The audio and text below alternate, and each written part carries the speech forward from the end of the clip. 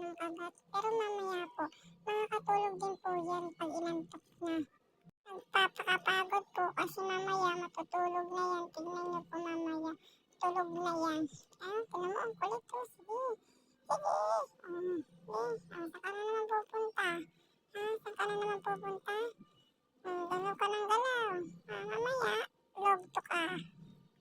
Sige, maglikod ka lang, baby Lancy, para mamaya, makatulog ka na. Sige alam mo, pababayaan lang kita. Sige, likod ka lang. Amoy ka ng amoy dyan, amoy mo dyan. Malinis yan, mabango yan. Wala yung ano. Sige. Anong ginagawa mo? Sige, saan ka pupunta? Hindi mo na alam, nahilo ka na. Nahilo ka na sa pinagagawa mo. Amoy ka ng amoy Sige lang, mamaya. Tingnan mo na daw siya. Ngat-ngat pa rin ang ngat-ngat. Talagang sobrang kulit talaga ng baby Lancy namin. Ay, kulit-kulit. Amoy na naman. Amoy na naman.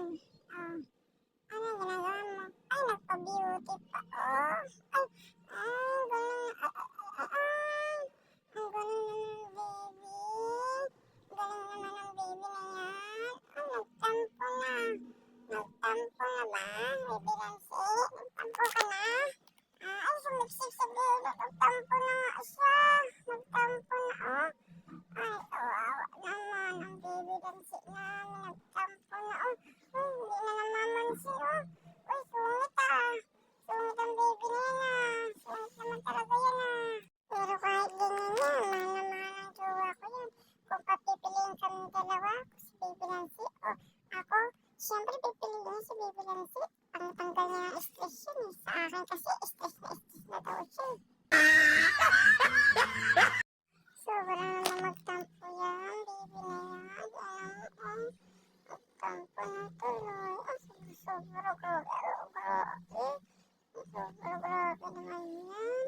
Hindi na talaga nagpapansin. Nakatingin na lang sa akin. Hindi na talaga. Ay, sus.